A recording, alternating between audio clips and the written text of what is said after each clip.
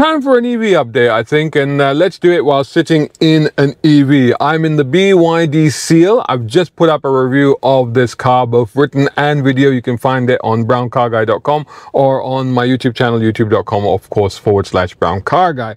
Not bad. Good car, this. Actually, check it out. I hope you enjoy the review. Let me have your feedback on it. But if you're interested in EVs, then you might be interested in the latest updates. And the latest updates, actually, today I'm going to look at a report from Reuters news agency.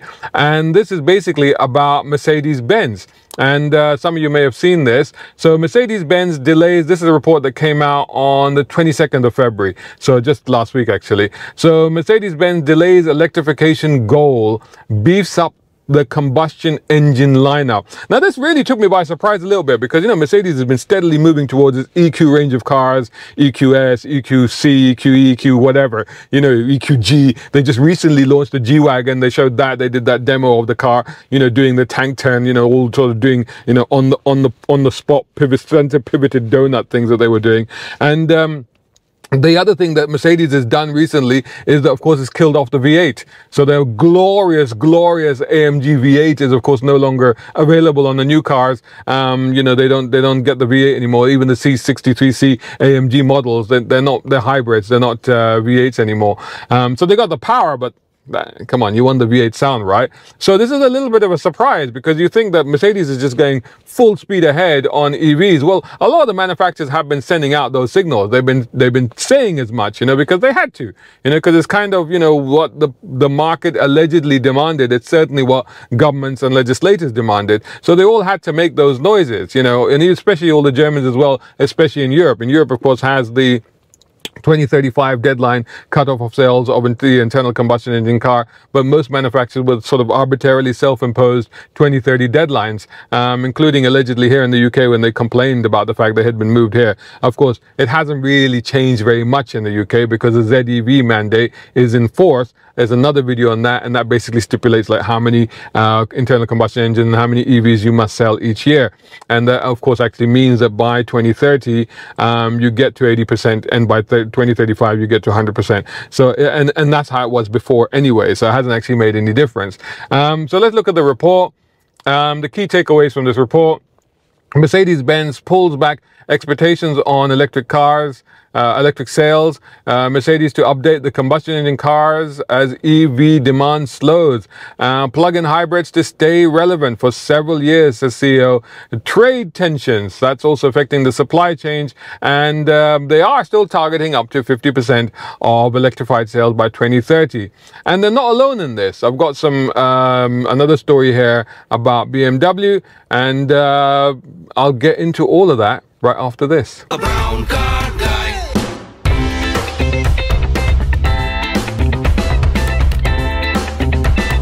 Brown car guy. Right, so Mercedes, like I said, last week this report came out, and they've basically said that they have delayed their electrification goals by 5 years and assured investors that they would keep sprucing its combustion engine models.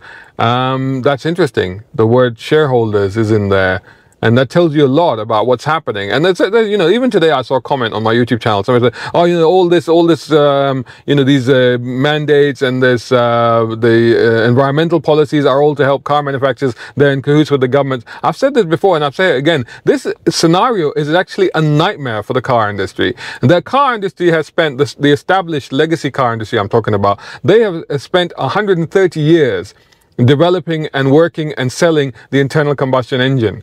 And for them to suddenly switch over to electrification is a big ask. They are having to downsize massively, shift investments on a huge scale, having to rethink their entire strategies. This is a complete and utter nightmare for them, and all the while being challenged by new entrants and new upstarts into the industry, the likes of Tesla and numerous Chinese players that are coming into the market, such as BYD, the car that I'm sitting in, which, you know, now has become, you know, and this car thinks I want to talk to it. Try me again? I don't want to talk to you. Go away. This is the problem with technology. So BYD, of course, recently, in fact, I think just a couple of weeks ago, it was announced that it's actually overtaken Tesla in terms of sales, in terms of being the biggest seller of electric cars in the world by outselling Tesla in the last 3 months of last year, which was 2023. So people like this have really upset the existing Apple car, if you like. The legacy manufacturers, as I want to call them, have been really playing catch up this whole time. So this has not been an easy thing for them. It's been a massive, massive disruption to the industry, and they've already gone the way, far way down that path, and now they're going, hang on, this is not working out. You know what? And I could have told people this, 5, 6 years ago. I've been saying this for years. I was like, we need to tread cautiously. We've been down these routes before where we said, no, this is the answer. Let's all charge down that way. And then a few years down the line, we've gone, yeah, maybe not, Anyway, so what's going on? So back to the report, back to the Reuters report. This is big, and talking about Mercedes, the latest car maker to flag a weaker than expected appetite for battery powered cars. And this is ultimately it, because ultimately the car business is a business. It's trade, it's supply and demand. You can't legislate. You can't force people to have cars that they don't want. You can't force them to buy stuff that they don't want to buy. It's as simple as that. First of all, you've got to create the demand, and then you've got to create the supply. What's happened here is completely contradictory to the entire notion of capitalistic industries, is that you've tried to create the supply before you've created the demand. And you've forced manufacturers to go, no, you must switch to making electric cars. They go, all right, then let's do that, because you told us demand will be there. And they've done it. And then like, yeah, nobody's buying these. What are we going to do? So this is kind of what's happening. The company, go back to the report, the company now expects sales of electrified vehicles, including hybrids, to account for up to 50% of the total by 2030. I mean, that's significant. Electrified cars, including hybrids, to account for only 50% of the total by 2030. And this is 5 years later, and this is actually 5 years later than they originally forecast. So in 2021, they said that would happen, that 50% of all cars would be electric and hybrid by 2025, which of course is next year. And now they're saying that more likely that's going to happen by 2030. Automakers and suppliers are betting big on future demand for electric vehicles. So this is what's happening. Investment in capacity and technology development has outrun actual EV demand, prompting car makers to readjust production plans. CEO, and I'm going to mispronounce this name completely, so will the CEO of Mercedes please forgive me in advance? The CEO, Ola Kyalinius, I'll put the name on the screen, cautioned towards the end of last year that even in Europe, this is what he said at the end of last year, even in Europe, sales would likely not be all electric by 2030. So this is considering that Europe has that 2035 deadline. So even in Europe, sales would not be all electric by 2030, with battery-powered cars currently making up just 11% of total sales and 19% if you include hybrids. So for electric cars, just 11%. Here in the UK, I think it's actually a bit higher. I think we got up to 16.5% last year. He said, the CEO said that Mercedes-Benz wanted customers and investors to know it was well positioned to carry on producing combustion engine cars and was ready to update the technology well into next decade. So this is basically reassuring their investors and their shareholders that we can still build ICE internal combustion engines. We can continue to develop them. So we haven't given up on them. We haven't stopped working on them. Its current plans means, and this is a quote, it is almost like we will have a new lineup in 2027 that will take us into the 2030s. So what they're saying there is that we will probably have a whole new range of internal combustion engines by 2027, and those are going to go last. And this is Mercedes. They're going to last for years and years and years.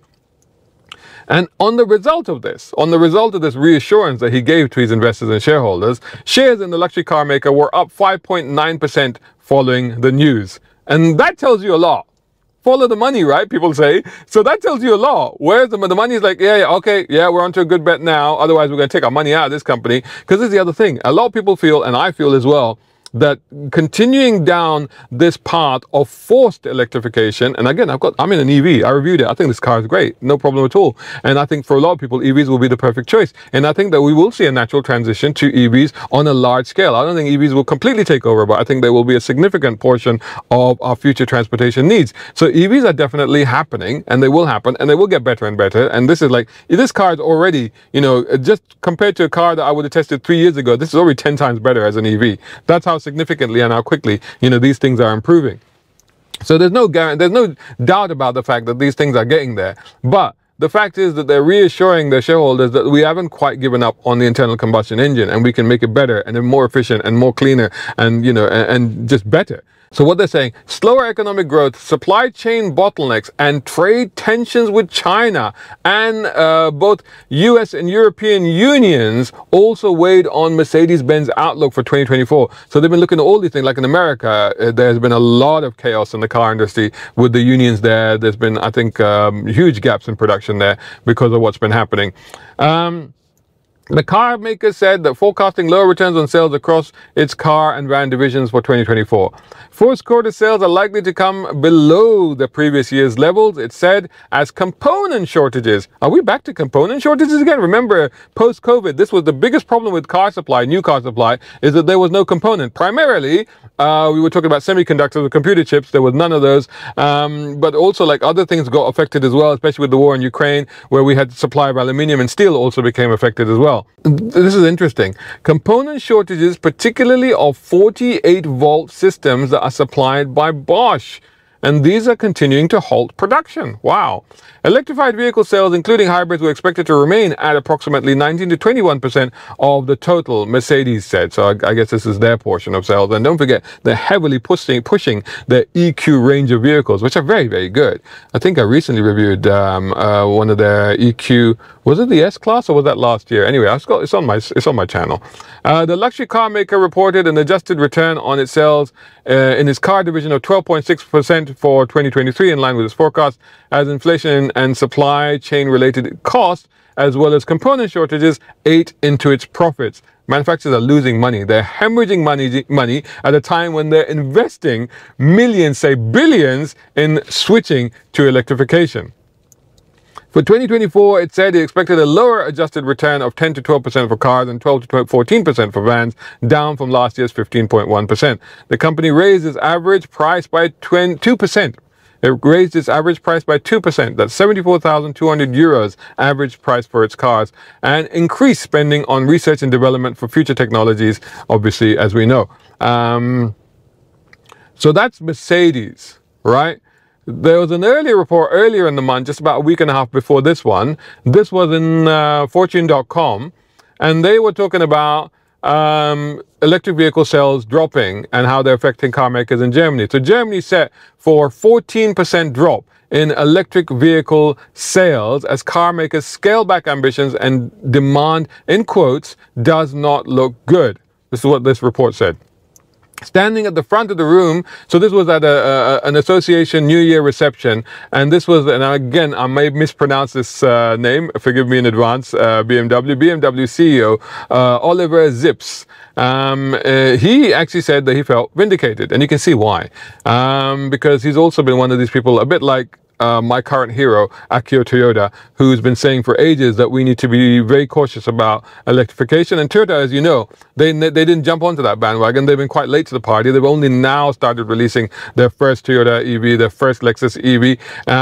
But they're still banking on looking at the internal combustion engine, but also other technologies, chiefly hydrogen, which I think I'll come back to in a minute here. So what did Zips say? I hope I pronounced that correctly.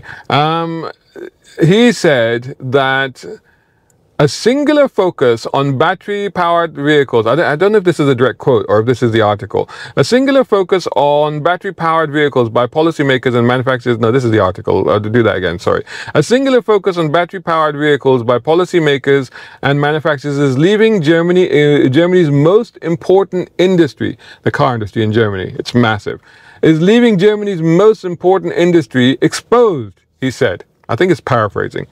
With a forecast of slumping EV demand in Europe's biggest car market hanging over his message. So Zips has been making that same point for years, advocating for flexible production lines for combustion, hybrid, and even hydrogen-powered cars. I told you I'd come back to hydrogen, didn't I? Because don't forget that Toyota and BMW actually have now a strategic partnership, because don't forget that the new Supra is actually a BMW. So there's quite a lot of things that they're working on together, and I think the CEO, I think Akio Toyoda is mates with him as well, or there's a personal as well as professional relationship there as well. So and of course Toyota has been looking very Toyota and Honda, I should say, have been looking very strongly, and indeed have been to an extent selling hydrogen powered vehicles for quite some years now. Coming back to this, to Zips again, his cautious strategy, which chimes with his predecessors, was attacked as not aggressive enough on challenging electric leader Tesla. Well, Tesla's now been beaten by BYD. So I don't think that's neither here nor there. According to the article, Zips appeared to have seen into the future. Well, he wasn't the only one with a crystal ball, I could have told you that. With EV adoption slowing and plug-in hybrids making a return from the sidelines. And plug-in hybrids are back, great. BMW does have a good selection of the plug-in hybrids, so that's not bad for them. Although they've also been putting out some great, like Mercedes, all the I range of BMWs, i5, my favorite, the i4, i5, iX, sorry, incredible cars. And, you know, they've been doing really well. So they've been focusing a lot on electric vehicles. And BMW's careful approach no longer looks like such a bad idea. No kidding. And this is a quote. Who's saying this? This is, okay, Jan Burgard, who's the head of automotive consultant at Beryl Strategy Advisors. And this person said, in Germany, demand for electric vehicles does not look good this year. The upper end of the EV market is almost saturated, and there is little on offer in the lower 25,000 euro segment. Now, you know, this is very interesting. And this is a key thing in the EV market. Now, I'm sitting in a car, and I said this is a great car, and if you're in the market, you should definitely consider one. Now, comes in two models, a rear-wheel drive and an all-wheel drive. I'm sitting in the range topper. It's a press car. They send you the range topper. The entry level, and I may get this wrong, because it was £3,000, isn't it? Okay, let me just say this. The range topper, this one, is about £48,000. I got the actual prices are in my review. Go check my review. But this is about £48,000 is pretty much what this car is worth, right? Or what it will cost you. That's a lot of money. That's a lot of money. Now, I did just put up a story yesterday, and last night actually, on my Facebook page. I put up a clip on a report of the new Dacia, whatever you want to call it, Spring Electric, that has been on sale in Europe. They've just revised it. The new model, it's coming here. It's coming on sale. They haven't yet revealed the prices. They haven't yet revealed its range. But according to some of the other news outlets, what they're saying is they're looking at a price of way less than 20 grand, something like 16, 17 grand maybe for that car, which would be unprecedented because, you know, most EVs start at about £30,000. So the trouble is, like he says, that you don't get many cars in that 25,000 euro lower end bracket where normal people can afford them. So what happens is the early adopters and all the executives and all the people that can afford expensive cars and afford to run them have already bought them. So all of the early adopters have already adopted, basically. So what do you do now? That's what they're saying. After years of surging growth, selling EVs, I'm continuing with the story, selling EVs is becoming tougher. Generous government incentives are disappearing in Europe, and fewer vehicles qualify for them in the US. While a range of new models and commitment-light leasing options have attracted the attention of electric enthusiasts, some years into the EV revolution, infrastructure and price will remain roadblocks to widespread adoption. So there you go. Even in the UK, you know, there used to be a subsidy to buy an EV, but they got rid of that. There's the BIK tax, benefit in kind tax, which currently encourages a lot of people to buy it, but that gets slowly diminished over the years as well. So all of these things are disappearing. In the meantime, the infrastructure hasn't really been ramped up to the level that we really need it. So the other day, I used up quite a lot. I got this down to 30%, so I thought I had to charge it. So it took me an hour and 13 minutes to charge it from 30% to 90%. This was on a 50 kilowatt charger. This car is capable of faster charging. It's capable of 150 kilowatt charging. But in my area, that's what I've got. It's a Genie Point charger up at the Morrisons, and that's it. That's all I've got, right? So it's 50 kilowatt charger. So it took an hour and 13 minutes to charge it from 30% to 60%, and that cost me £45. So that cost me £45. Now, to be fair, that's probably what it would cost to fill a petrol car probably for the same, about the same amount. But having said that, it's hardly incentivizing you, right? A petrol car, yeah, it would have cost me that much, but I would have been in and out in about 5-10 minutes max, you know? And, but then that's the difference. So that's a problem. And also, there are 2 spots in Morrison's, in my local Morrison's, which is actually in Queensbury, so it's a bit of a trek. And there used to be one down the road at Kingsbury Roundabout, the Shell station. So I went there first. There was one there. They've ripped it out. They ripped it out because nobody was using it. So there you go. So not only are we not seeing an improvement, I'm in northwest London. I mean, there should be tremendous infrastructure here, but it's not. So, and I met a lady there who was also charging in Morrison's, and I said, don't you, and she lives in a new block of flats, which is just nearby. And I said, don't you have chargers there? And she goes, yeah, but they're always never working and never accessible and stuff like that, so I have to come here. Although she loved her little Volkswagen ID, whatever it was that she had. So the cars are great, but the infrastructure is not there, and this is a major, major problem. In Germany, just back to the article, in Germany, sales are set to drop 14% this year in response to the government yanking the subsidies in December.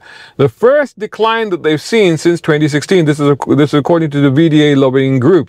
Globally, market watchers have trimmed forecasts amid the enduring reality that vehicles are much less affordable than their equivalent combustion engine cars. Despite the price war that was kicked off in, I think, April last year by Tesla, where they started slashing as much as $9 grand off some of their cars in the global marketplace. And that really forced other people to show their hand and again cut into what is very, very barely adequate profit margins as it was on EVs. And that, again, manufacturers lost a lot of money. Transport Minister Volker Wissing praised German car makers and extolled their technology as celebrated abroad. This was when he was talking to a bit of a somber industry, as it says here. When asked what the government could do to bolster the German EV market, the transport minister offered one thought: charging infrastructure. So we go back to that again. You see, that's the problem. Yet on this front, and as the article goes on, Berlin has lagged. In October 2022, Wissing rolled out an ambitious strategy to invest 6.3 billion euros in a nationwide infrastructure that would increase the number of charging stations in Germany to 1 million in 2030. That hasn't gone as quickly as planned. As of last September, there were only about 105,000 functional public charging stations in Germany, according to the infrastructure authority. At the current rate of construction, VDA noted Germany will need to triple its pace if it wants to hit its 2030 goal. And we have the same situation here in the UK, as I've just sort of highlighted from personal anecdotal experience as well. The charging conundrum, who pays for it, remains unresolved many years into the EV transition, while policymakers and car industry and representatives of the VDA event agreed that charging was key to reigniting interest in EVs. I would say charging, lower pricing, but also tackling many of the misconceptions and myths that are out there and the misunderstandings about EVs and how to use them and what they represent and what's going to happen to them, and reassuring people about use values and crash safety and stuff like that. I think there's a lot to be done here, not just the charging infrastructure, but that is a major fundamental part of it, of course. That's my opinion. Oh, and another one, and this is in the article, which I'd almost forgotten, which, well, actually, well, I've touched on, but anyway. Rising electricity prices have further damped down demand, according to Deutsche Bank analysts. The main challenge for EV uptake is pricing. The coalition must meet its goal of getting 50 million EVs on the road by 2030 or face missing emission targets. As of November, only about 1 million, or 2% of all cars on German roads were fully electric. Without further subsidies, some analysts think that hitting the 2030 target will be a challenge. No kidding. Burgard, again, said that I think it's unrealistic from today's perspective to reach 15 million EVs on German roads by 2030. Car makers are already beginning to hedge their bets. Volkswagen's Audi brand is paring down its EV lineup. Wow, Volkswagen were one of the first, Audi, I should say, especially from where I was in the Middle East. They're talking about 5-6 years ago. Audi was sort of at the forefront, you know, with its e-tron range, you know, and then you had that Tony Stark driving one and what have you. So you thought, wow, Audi is going to be way ahead of the game here, but they're kind of dialing back. Volkswagen, of course, with the ID range, are doing fantastic work, and they've stepped back from plans to sell stakes in the battery unit. Should the EV slowdown segue into a longer-term slump, it could undermine billions in industry investment and will mean that car makers won't be able to keep pace with new regulations around lowering emissions. Yeah, this is the trouble. A, you've got the twin pressures of sticking to the emission targets, but B, the billions that they're investing into an industry which isn't showing any rapid returns for them. And they're being forced to invest there, but they're not getting any returns on it because people aren't buying it. And if they are, you're having to cut the cost dramatically, and therefore there's no profit. I'll just end with this, back to BMW Zips.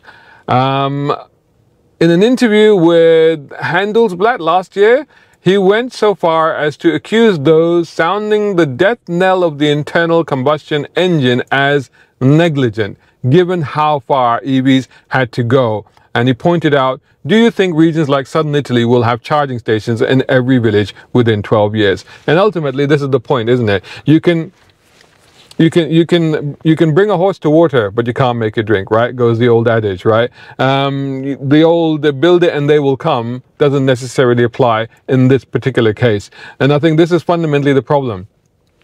EVs are definitely, like I said, part of the future. They're definitely part of the solution. They're definitely part of a solution that we need to invest in and to employ, because for our health and for the sake of the environment as well. But at the same time, we cannot force this change. And whenever we do try to do these things, as we've seen from diesel cars in the past, whenever we do try to enforce this change, we end up with egg on our faces, you know, because we haven't actually taken the time to think these things through and then to allow a natural transition to happen. People said to me the other day, like, oh, you know, why don't people want newer, cleaner cars? I'm saying, well, who doesn't want new, cleaner cars? Of course people do. I was doing an interview and they were like, oh, why are you against new, cleaner cars? Why shouldn't people change them? I said, no, I'm not against them. And of course people will change them. And eventually, of course, everybody wants a newer thing. Everybody likes to have new things. Every year you want to have a new phone, right? You do. People don't want to, you know, hold on to their old stuff for no reason apart from there being difficult. No, they're looking at their convenience. They're looking at their abilities. They're looking at what their financial viabilities, you know? And they go, well, if it's possible for them to buy something that's newer, cleaner, better, they will get it. And if it's possible for them to buy something newer, cleaner, better, and run it feasibly, viably, then they will move to that. But you got to make that happen first. You know, so you got to create the demand before you create the supply. And by doing it the other way around, we are talking about death knells, probably the death knell of the car industry as we know it. And what you might end up left with is an entirely new car industry to replace the legacy car manufacturers, which will probably come from China. Hence why BYD is proving to be such a success, because, you know, it's a new company. It's only focused on one thing. And this is the thing. If you think that, like, why is it working for them but not for existing manufacturers? Because, like I said, 130 years they've spent, especially the likes of Mercedes, which were at the forefront of this. Don't forget. 130 years of investment, engineering, development, and infrastructure around the internal combustion engine. You're asking them to pivot very quickly, very suddenly, very dramatically. It's very tough for them. When you have new manufacturers coming along like this, they're starting from scratch and they're going, oh, well, this is what all we're doing. So it's a whole different ball game. So they have definitely got more chance of success. We will see with interest where it goes. I will keep doing these EV updates, but it will be very interesting to see how the industry goes. And stay tuned, guys. Let me have your comments. In London streets, where politics and power collide, The ULEZ Files by Brown Car Guy is a thrilling new novel depicting a high-stakes battle for the roads. Join Max Turner, a motoring journalist, as he uncovers a plot to control car ownership and personal liberties. With agent Eleanor Rodriguez and tech genius Flux Jackson, they race against time through London's iconic streets.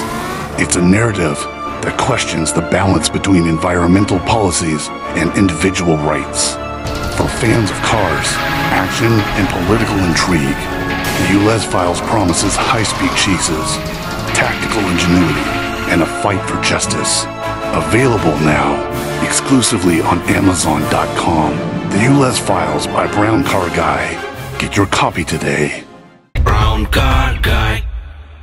Hope you enjoyed that video. If you did, please hit the like button and share this video as well if you can. And while you're at it, check out these guys who also sponsor my content. I am deeply grateful to them because it helps me to buy new equipment, put fuel in the cars, and yes, buy a cup of coffee.